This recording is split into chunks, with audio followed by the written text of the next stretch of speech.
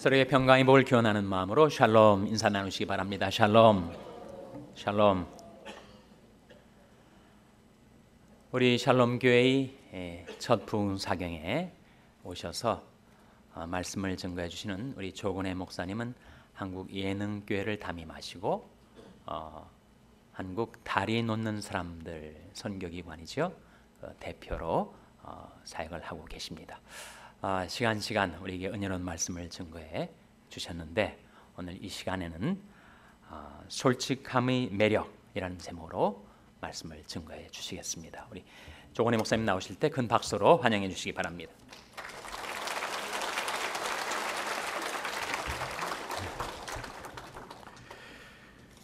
한 중학생이 가정환경조사서에 아버지 직업란에 수산업이라고 이렇게 적어 놓았습니다. 그래서 선생님이 묻기를 아버지가 고기잡이 하시니 학생은 아니요.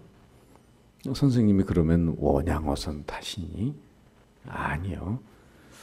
궁금해진 선생님이 그럼 뭘 하시는데, 학생은 말하기를 학교 앞에서 붕어빵 팔아요. 인간이 자신의 진실을 가리기 시작한 역사는 어쩌면 가장 오래된 역사의 한 페이지가 아닐까 생각합니다. 최초 인간 아담과 하와가 하나님께서 금하신 금단의 열매 선악과를 따먹고 범죄한 후에 동산나무 뒤에 숨었을 때 하나님은 범죄한 아담을 찾으시면서 이렇게 물으셨습니다. 아담아, 네가 어디 있느냐? 그건 장소를 물으신 것이 아니라 죄와 저주와 죽음의 공포에 떨고 있는 그 인간을 용서하시고 그리고 새롭게 하시기 위해서 물으시는 하나님의 실존적인 질문이었어요. 인생아, 네가 지금 어디쯤 가고 있느냐? 어떤 진실된 위치에 있는 것이냐? 바로 전지전능하신 하나님, 아담이 얼마나 이 죄의식과 벌거벗은 수치, 죽음의 공포에 떨고 있는지 다 아시면서도 불쌍히 여기시면서 진실된 자리에 나올 것을 기대하시면서 물으신 거죠. 아담아, 자신의 진실을 감추고 있는 그 어둠의 자리를 박차고 빛 가운데 나오렴 하고 초청하신 겁니다. 그러나 아담은 우리가 아는 대로 회개의 기회를 주시는 하나님의 자비한 음성을 끝내 외면합니다. 창세기 3장에서 하나님 물으시잖아요. 내가 너더러 먹지 말라 한 그 나무 실과를 먹었느냐? 아담이 그때 하나님 제가 죽을 죄를 졌습니다. 그냥 신혼의 단꿈에 빠지다 보니 어떻게 그냥 실수를 하고 말았습니다. 하고 자신의 진실을 그대로 하나님께 이야기했으면 얼마나 좋았을까. 그러나 그 대답은 영 빗나가죠. 창세기 3장 12절에 보면 아담이 이르되 하나님이 주셔서 나와 함께 하신 여자 곧 그가 그 나무 열매를 내게 줌으로 먹었나이다. 아내에게 핑계를 댈 뿐만 아니라 그 아내를 주신 분은 하나님이시니까 하나님이 오히려 그 여자를 내게 줘서 내가 이런 범죄를 하게 했다고 하나님께까지 죄를 책임전가하고 말았습니다. 선악과를 먹은 하와는 또 어떻게 대답을 했습니까? 뱀이 나를 깨므로 그것을 먹었나이다. 이렇게 해서 아담과 하와는 인류 죄악의 원조가 될 뿐만 아니라 실은 자신의 잘못을 변명하고 책임전가하는 소위 말하는 이 오리발의 원조가 되었다고 하는 거예요. 어떤 사람 호두 과자를 먹는데, 여기 LA도 오니까 호두 과자 집이 있더만요. 호두 과자를 먹는데 그 속에 호두가 안 들은 거예요. 아무것도. 아니 도대체 호두 과자에 호두가 안 들은 건 도대체 뭐냐고 따졌더니 그 주인이 하는 말이 붕어빵 속에 붕어 있는 거 봤어? 참 말은 그럴듯한데 진실은 가려버리고 말았어요. 여러분, 아담이 만일 내가 죄를 졌습니다.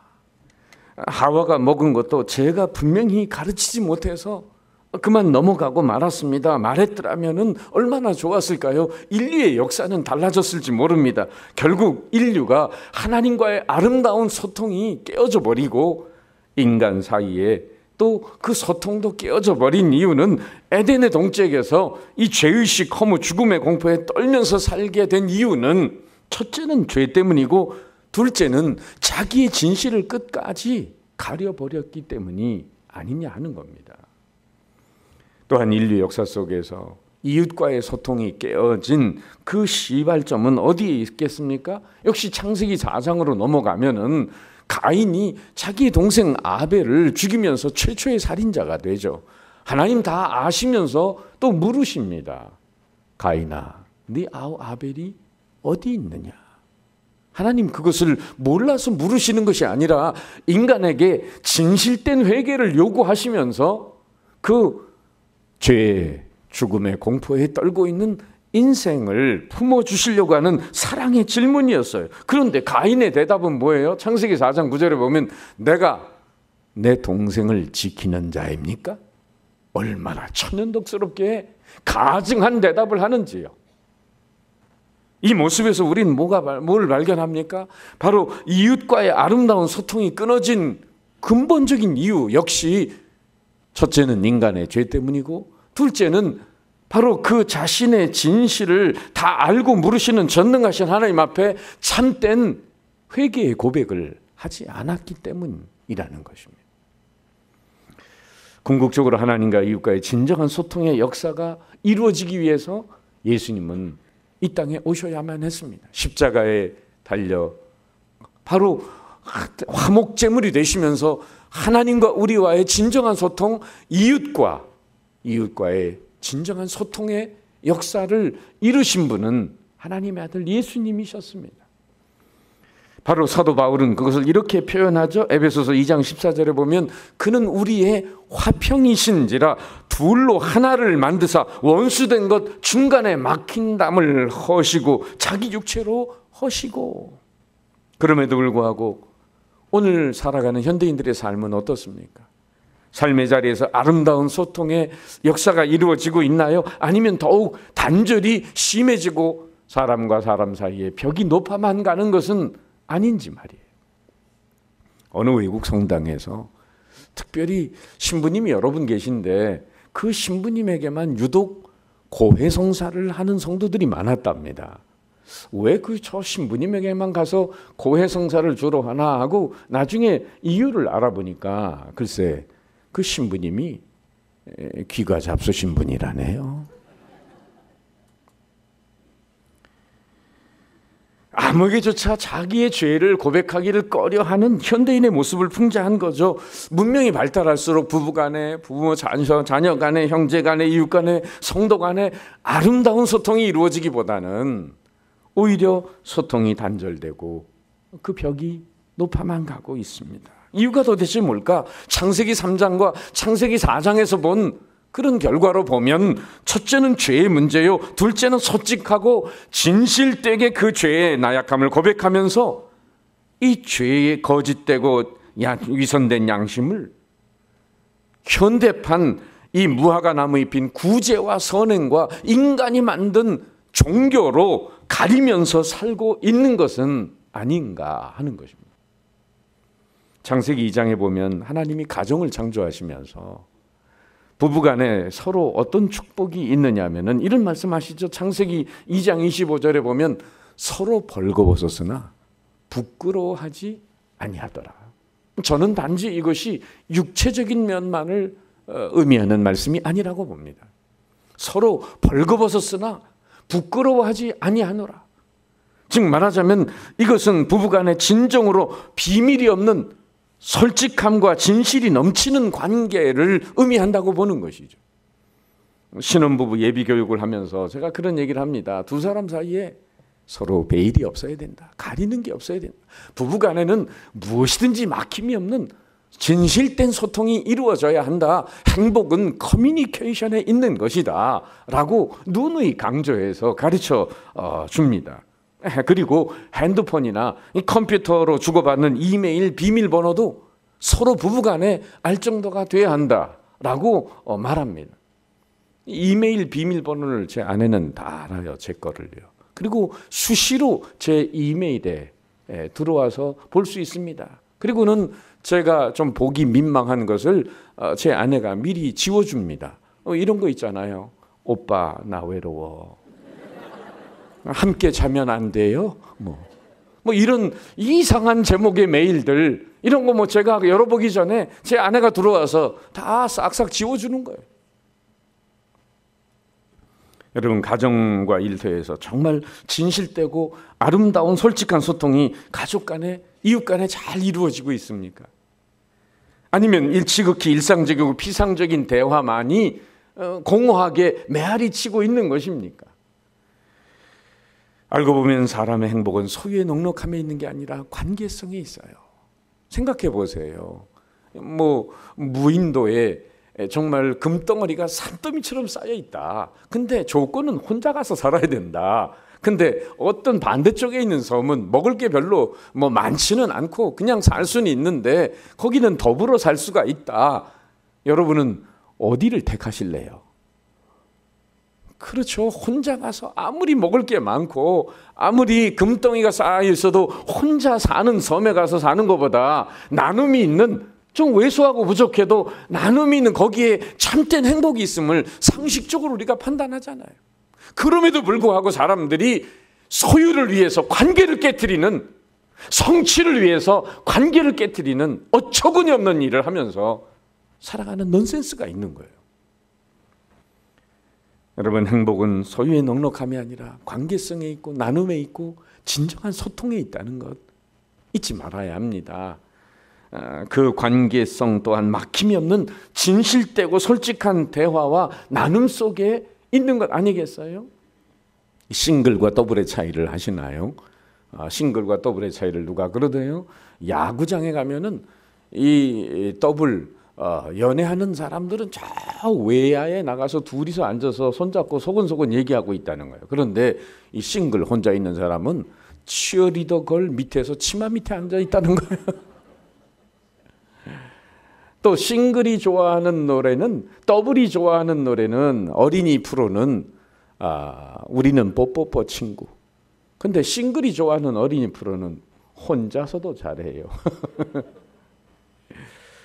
유럽의 어느 긴 다리에 난간에 꽃다발이 걸려 있습니다. 그래서 거기에 왜 꽃다발을 걸어뒀냐고 물었더니, 관광객이 물었더니 난간 아래 쳐다보고 있던 사람이 이렇게 말하는 거야. 방금 스포츠카를 타고 온 여인이 개 한 마리를 품고 투신 자살을 했습니다. 그래서 우리가 여기다 꽃다발을 갖다 걸었습니다. 그런데 그 여자가 타고 온 스포츠카 안에는 이런 쪽지가 쓰여 있었습니다. 아무도 나를 사랑하는 사람이 없다. 이 개 말고는 나를 사랑하는 사람이 아무도 없다. 나는 그래서 더 이상 삶에 의미가 없어서 죽는다. 라고 자살을 했다는 거예요. 여러분, 고독이란 사랑받지 못하는 소외감, 이것이 얼마나 비참한 것인가를 알아야죠. 칼 로저스라는 이 현대 심리학자는 현대인의 고독의 원인을 두 가지로 얘기하는데, 첫째는 자기 자신으로부터 소외된 상태에 있기 때문이다. 그 말은 풀어서 말하면은 바로 자기를 상실한 건데, 그것은 목적과 가치관의 의미의 문제예요. 더불어 살 것은 있는데 위하여 살 것이 있음을 발견하지 못한 채 허무하게 삶의 이유를 깨닫지 못하고 세상 떠나가는 사람들이 너무나 많은 것입니다. 현대인들은 현대 문명 속에서 오히려 자기 자신을 도둑맞은 지 오래입니다. 돈의 인격을 값싸게 팔아넘기고 또 쾌락의 고귀한 인격까지 팔아버립니다. 그래서 자신을 송두리째 텅 빈 그런 로봇처럼 살아가는 경우가 있어요. 하우에 의해서 Y를 잃어버린 채 덧없이 살아가다가 인생을 허무하게 끝내는 거죠. 그래서 인생은 고독합니다. 또 둘째는 자신을 내어줄 만한 그런 사랑의 대상을 발견하지 못했기 때문에 사랑할 만한 사람도 사랑받을 만한 사람도 발견하지 못했기 때문에 소외되고 있다고 하는 거죠. 여러분, 정말 믿을 만한 사람 만나기가 어려운 세상 속에 살아갑니다. 그래서 현대인은 수많은 문명의 혜택을 누리면서도 그 영적인 인격적인 고독 속에 살아가고 있다는 거예요. 오늘 성경에 자기 자신으로부터 철저하게 고립되고 소외된 이런 대표적인 한 여인을 소개하려고 해요. 야곱의 우물가에서 물을 기르면서 물을 마십니다. 항아리에 물을 가득히 담기에 이 여인은 동구 밖에 있는 동네 우물가에 와서 물을 기릅니다. 머리에 둘 항아리를 이고 가는 이 여인의 뒷모습은 왠지 애처롭게 보입니다. 그럴 만한 이유가 있죠. 결혼에 여러 번 실패하고 지금 6번째 남자와 같이 살고 있어요. 이번 결혼에서도 별로 행복을 느끼지 못한 것 같습니다. 한 번도 삶의 기쁨과 행복을 느끼지 못한 채 그녀의 삶은 마치 갈기갈기 찢겨진 옷과 같습니다. 동네 사람들의 눈총과 경멸은 날이 갈수록 심하고 그걸 견디기 어려워서 그녀는 감히 다른 사람이 모인 모임에 나갈 수가 없습니다. 저녁 때가 되면 동네 아낙네들은 모여가지고 그 온갖 이야기꽃을 피우면서 가장 입방아를 많이 찢는 이야기는 그 6번째 남자와 살고 있는 이 사마리아 여인에 대한 이야기죠. 이 숙덕되는 동네 아낙네들의 구설수와 눈총 때문에 이 고독한 여인, 이 외로운 여인, 죄 많은 여인은 바로 다른 여인들이 물들어 오지 않는 대낮의 정오에 뜨거운 그 땡볕의 시간에 물을 길러 혼자 나오는 것입니다. 아무도 없는 우물가에 가는 그녀의 얼굴은 점점 창백해졌어요. 오늘따라 자결하는 태양빛이 마치 그녀의 영혼을 태울 정도로 그런 내리쬐고 있었으며 그녀의 입술가는 점점 타들어가고 있습니다. 식은땀이 등도로 빗물처럼 흘러내립니다. 기진한 영혼과 육체를 끌고 그녀는 우물가에 가까이 다다랐습니다. 목이 말랐어요. 머리에 이고 있는 빈 물항아리가 오늘따라 그처럼 무겁게 느껴집니다. 떨리는 손으로 힘겹게 그 물항아리를 내려놓아요. 그녀의 눈에는 눈물이 흥건히 고여 있었습니다. 바람 한 점 없는 햇살은 마치 지옥의 불처럼 더 잔인하게 그녀를 태우고 있으며 초점을 잃은 눈으로 그녀는 우물을 내려다봅니다. 바로 그때 어디선가 남자의 낯선 소리가 들려옵니다. 인성을 입고 오신 예수님에게 사실 목이 마르기도 하셨지만은 실상은 세상 것으로 인해 가져도 이런저런 세상의 즐거움을 맛봐도 타는 듯한 영혼의 목마름을 해결하지 못한 그 여인에게 다가와서 목마르지 않는 영혼의 샘물, 생명수 샘물을 주시기 위한 바로 예수님, 이렇게 말을 걸기 시작합니다. 물을 좀 줄래? 물 한 잔 줄래? 목이 마르기도 하셨겠지만은 예수님은 진정한 생수의 기쁨을 안겨주시기 위해 이렇게 그녀에게 말을 걸기 시작하셨어요. 우리 영상 한번 보여주시겠습니까? 관련 영상이 있는데 잠깐 우리 한번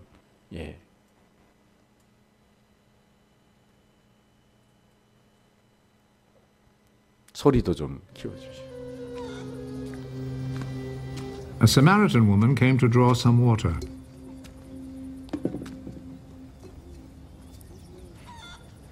Give me a drink of water. His disciples had gone into town to buy food. You're a Jew and I'm a Samaritan. So how can you ask me for a drink? Jews will not use the same cups and bowls that Samaritans use. If you only knew what God gives, then who it is that is asking you for a drink, you would ask him. And he would give you a life-giving water. Sir, you don't have a bucket and the well is deep. Where would you get that life-giving water? It was our ancestor Jacob who gave us this well. He and his children and his flocks all drank from it. You don't claim to be greater than Jacob, do you? Those who drink this water will get thirsty again. But those who drink the water that I will give them will never be thirsty again. The water that I will give them will become in them a spring, which will provide them with life-giving water and give them eternal life. Sir, give me that water. Then I will never be thirsty again. Nor will I have to come here to draw water. Go and call your husband and come back. I don't have a husband. You are right when you say you don't have a husband. You have been married to 5 men, and the man you live with now is not really your husband. You have told me the truth. I see you are a prophet, sir. My Samaritan ancestors worshipped God on this mountain. But you Jews say that Jerusalem is the place where we should worship God. Believe me, woman. The time will come when people will not worship the Father either on this mountain or in Jerusalem. You Samaritans do not really know whom you worship. But we Jews know whom we worship because it is from the Jews that salvation comes. But the time is coming, and is already here, when by the power of God's Spirit, people will worship the Father as he really is, offering him the true worship that he wants. God is Spirit, and only by the power of his Spirit can people worship him as he really is. I know that the Messiah will come. And when he comes, he will tell us everything. I am he. I who am talking with you. At that moment, Jesus' disciples returned, and they were greatly surprised to find him talking with a woman. But none of them said to her, "What do you want?" or asked him, "Why are you talking with her?" 이 스토리에서 우리는 이름 없는 한 여인, 가족은 물론 동네 이웃에게조차 존귀함을 받지 못하는 이 여인이 하나님의 아들 예수님을 만나서 마음이 점점 열리기 시작하는 걸 보게 돼요. 우물가에 처음 만난 유대인을 바로 나그네로 시작해서 존경을 보이는 주 선생님으로, 거기서 한 걸음 전진해서 자신의 삶을 꿰뚫어 보고 있는 바로 그 사람을 선지자로 부르고 드디어는 메시아 그리스도라고 고백을 하고 있습니다. 처음에는 성가신 나그네처럼 여겼고 대낮에 할 일 없이 여인에게 수작을 피우는 행실이 불량한 남자로 보았을지 몰라요. 나와 아무런 상관이 없는 인생 나그네요. 내 인생에 아무런 도움이나 보탬을 주지 못하는 사람과 시간 낭비할 가치조차 없다고 생각했던 그분이 자신의 인생을 역전시키는 바로 그분이 되었어요. 물을 달라던 그분이 하나님의 선물을 주는 그분이시고 생수를 주는 사람이라고 하는 얘기를 듣는 순간 유대인 나그네가 존경할 만한 선생님으로 여겨집니다. 이 선생님 알아두면 손해볼 게 없다는 호감이 들면서 야곱이 남겨준 샘물보다 더 좋은 목마르지 않는 그런 샘물이 있다는 말을 들으면서 다시 물 들어오지 않게 그 물을 좀 달라고. 귀찮죠? 사람들 만나기 싫죠? 과거 많은 여인, 사람 만나기 꺼려하는 이 여인이 목마르지 않는 샘물이 있다라고 하는 주님의 말씀을 영적으로 알아듣지보다는 육적으로 알아듣고는, 아, 그런 물이 있어요? 한 번 먹으면 목마르지 않는 물이 있어요? 그런 물 좀 주세요. 말귀를 알아듣지 못한 채 오히려 그렇게 구할 때 예수님은 이 여인의 가장 아픈 곳을 건드리십니다. 가서 네 남편을 데려오라. 가서 내 남편을 데려오라. 실상은 주님께서 그 여인에게 이렇게 말씀하신 것은 영생이라고 하는 물을 소유하기 전에 먼저 그녀의 마음을 준비시켜 주시기 위함이었어요. 야곱의 깊은 샘물을 마시려면 그릇이 필요했던 것처럼 바로 영생의 물을 마시려면 역시 그릇이 필요합니다. 그래서 이 여인으로 하여금 그 심령의 그릇을 준비하게 하심이 아닐겠어요? 남편을 데려오라 하는 말씀은 바로 이 여인으로 하여금 지나간 삶의 자리를 돌아보게 함으로 상처로 얼룩진 삶을 회복시키려 하는 주님의 뜻이었습니다. 의사가 마치 환자를 만나면 제일 먼저 말하는 게 뭐예요? 어디가 아프세요? 어디가 아프세요? 환자가 아픈 곳을 얘기해야 그 의사가 치료할 수 있는 것처럼 가장 내 속에 있는 깊은 고민과 아픔을, 그 상처를 털어놔야만 우리의 의원 되신 예수님은 바로 그 영혼을 치료하실 수 있기 때문이죠. 예수님 그 아픈 여인의 가장 아픈 것을 응어리를 찌르셨어요. 남편과의 문제, 관계, 가족 문제, 이것이 이 여인에게는 아킬레스건이었습니다. 어떤 이에게는 오늘 이성 문제, 돈 문제, 학벌 문제, 자식 문제, 부부관계, 인간관계, 다양한 아킬레스건이 존재합니다. 그런데 그것이 내 인생을 꼬이게 하는 아픈 상처고 오히려 약점일 수 있어요. 여기 5명의 남편을 거치면서 살아왔던 이 여인의 과거는 너무나 험난한 인생이었죠. 그런데 예수님이 바로 그 아픔을 건드리십니다. 때로는 아픔과 상처를 감추는 것보다 있는 대로 그것을 드러낼 때 치유될 수 있어요. 감추고 덮어버린 상처는 사라지는 게 아니라 심령 깊은 곳에 가라앉아 있습니다. 그리고 시시때때로 그것이 불쑥불쑥 떠올라 자신의 삶을 파괴하고 다른 사람을 괴롭히는 사탄의 도구의 역할을 하게 되는 것입니다. 그렇기 때문에 주님은 그 여인의 아픈 상처를 드러내므로 오히려 그 영혼의 상처를 치유해 주시기를 원하셨던 거죠. 윤남옥 씨가 쓴 책에 과거의 상처와 아름다운 작별하기라는 책에 보면 상처의 파괴력에 대해서 8가지로 이렇게 말을 합니다. 첫째, 과거지향적인 삶을 살게 하고 미래를 파괴한다. 둘째, 하나님과 단절하고 은혜의 강가로 가는 것을 막는다. 셋째, 상처라는 돌을 던지는 가해자가 되게 한다. 넷째, 자녀들의 삶으로 그것이 전수되게 한다. 다섯째, 자기 자신을 사랑하지 않게 된다. 여섯째, 이웃과 단절하고 모든 것을 남의 탓으로 돌린다. 일곱 번째, 행복과 자유가 사라진다. 여덟 번째, 상처와 미움에 나를 결박하게 한다. 이런 상처는 자기 자신을 파괴하고 남을 고통으로 몰아넣습니다. 그 대표적인 인물이 여러분 성경에 나오는 사울이라는 인물이에요. 사실은 이스라엘의 초대 왕이 되었지만은 이 다윗에 대한 열등감 때문에 평생을 한 일이라고는 다윗을 없애려고 한 일밖에 없어요. 왕으로서 남부럽지 않은 환경이었지만은 백성들이 오히려 다윗을 더 칭송하는 말을 듣죠. 사울은 천천히요, 다윗은 만만이로다. 이 말을 들으면서 더 깊은 상처가 생기면서 평생 이 상처에 묶여서 자기의 사위임에도 불구하고 다윗을 죽이려고 평생 쫓아다녀요. 그러다가 비참한 최후를 맞이하게 됩니다. 상처가 얼마나 무서운 것인지 여러분 알 수 있잖아요. 사마리아 여인의 상처는 예수님과의 만남과 그녀의 솔직한 고백으로 인해서 치유받을 수 있었습니다. 무엇으로도 채워지지 않던 그 영혼의 목마름은 예수님의 말씀으로 채워지죠.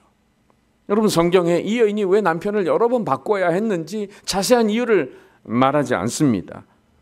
성경에 남편이 없이 홀로 살아가는 여인은 고아와 함께 약자의 표상이에요. 남편 없는 여자로 사회에서 겪게 될 멸시와 천대를 택하기보다는 차라리 사랑 없이 만나 사는 남자라도 그 남자의 보호 울타리 속에 살고 사는 것이 연약한 이 여인의 최후의 선택이었을지 모릅니다. 전 남편들이 그녀를 버렸는지 아니면 이 여자가 자기를 괴롭히는 남편들을 버리고 떠나왔는지 알 수 없어요. 남자들이 전쟁터에 나가서 죽었는지 질병으로 세상을 떠났는지 실컷 이용만 당하다가 소박받고 오히려 그렇게 쫓겨났을 수도 있죠. 결과가 어찌됐든 간에 남편들에게 매번 버림을 받고 또 다른 안식처와 울타리를 찾아야 했기에 이 여인의 자존감은 어느덧 사라지고 온통 찢기고 문드러진 상처뿐이었어요. 그럼에도 불구하고 가장 아픈 상처를 건드리는 예수님의 말씀, 내 남편을 데려오라. 그 한마디에 이 여인은 자신의 삶을 솔직하게 고백합니다. 나는 남편이 없나이다. 나는 남편이 없나이다. 솔직한 여인의 답에 주님은 이렇게 그 정직함을 인정해 주죠. 네가 남편이 없다는 말이 옳도다. 너에게 남편이 5이 있었고 지금 있는 남편도 내 남편이 아니니 다른 남자, 다른 부인이 있는 남자에게 지금 얹혀 살고 있는 거예요. 네 말이 참되도다. 이 여인은 말씀에 심장이 멎는 충격을 받았을지 모릅니다. 이 남자가 도대체 누구기에 나의 과거를 다 알고 있는가? 나의 과거를 안다면 나의 미래도 알 것이 아닌가?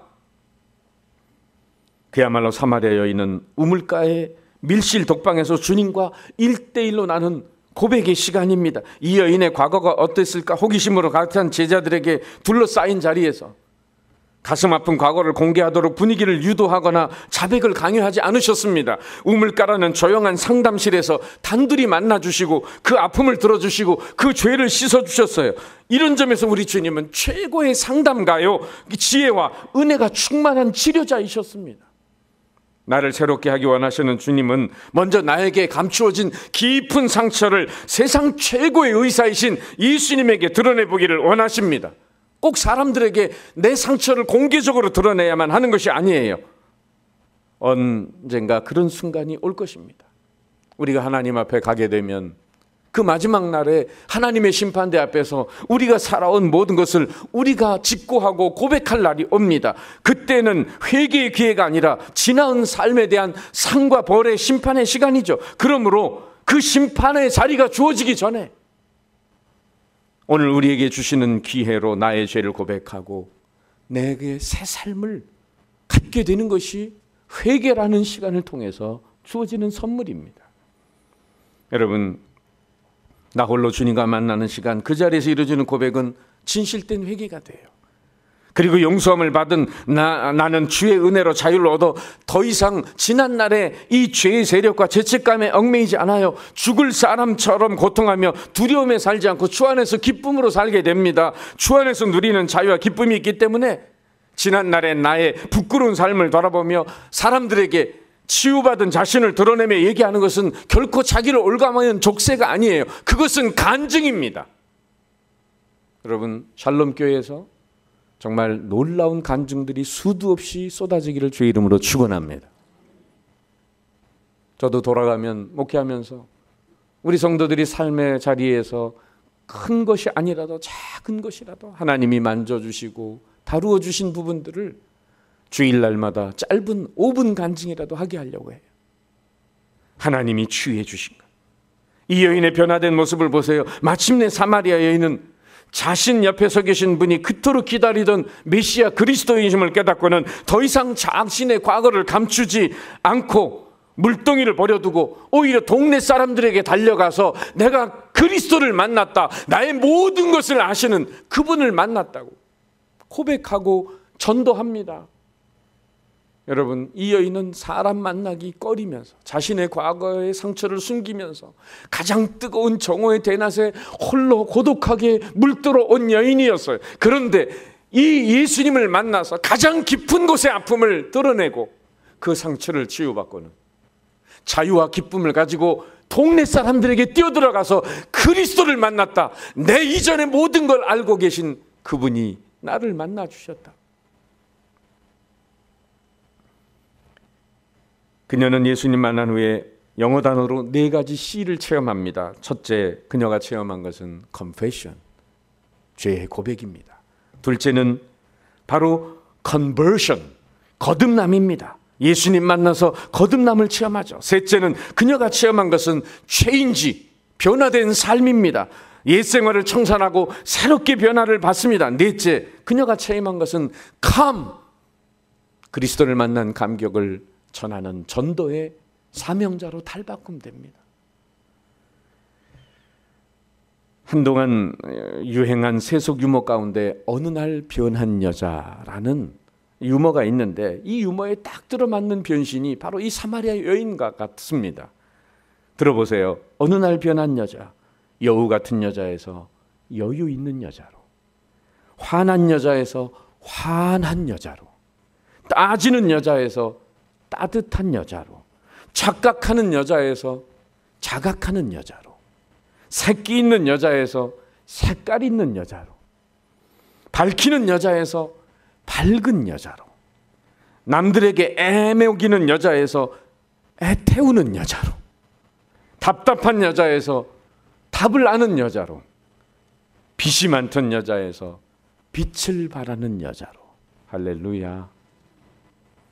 이 같은 회복의 은혜는요, 여러분 어디에서 온 것입니까? 여인의 쓰라리고 아픈 상처를 진실되이 내어놓는 솔직함의 매력에서 오고 있는 것입니다. 주님 앞에 자신의 모습을 솔직하게 나타냈을 때 주님과 막힌 담이 흘리고 이웃과의 막힌 그 소통이 열립니다. 만나기조차 꺼려했던 동네 사람들에게 내가 만난 그리스도를 전하는 사람으로 변합니다. 그런데 우리의 삶에 여전히 이웃과의 소통에 문제가 있다면 어쩌면 내가 사마리아 여인처럼 내 안에 깊이 묻어둔 그 상처의 아픔을 주님 앞에서 솔직하게 고백하는 시간이 없었는지도 모릅니다. 여러분, 하나님과 사람 앞에서 변화된 사마리아 여인처럼 솔직함의 매력을 가지고 살면서 아름다운 소통의 역사를 이루어가지 않으시겠습니까? 저에게도 열등감이 있고 저에게도 상처가 있었어요. 그러나 그것을 하나님께 고백하고 가까운 사람들에게 저의 부족함과 저의 나약함을 고백하면서부터 제 인생은 변화되기 시작했습니다. 오늘 주님이 여러분에게도 물으십니다. 가서 네 남편을 불러오라. 여인은 대답합니다. 나는 남편이 없나이다. 진실된 솔직한 고백과 함께 여러분 마음속에, 여러분 삶 속에 응어러진 모든 것들이 치유되고 회복이 되고 막힌 담이 허물어지면서 하나님과 이웃과의 아름다운 소통 속에서 정말 승리의 삶을 사시기를 주님의 이름으로 축원합니다. 기도하겠습니다. 주님 감사합니다. 왜 우리 인생에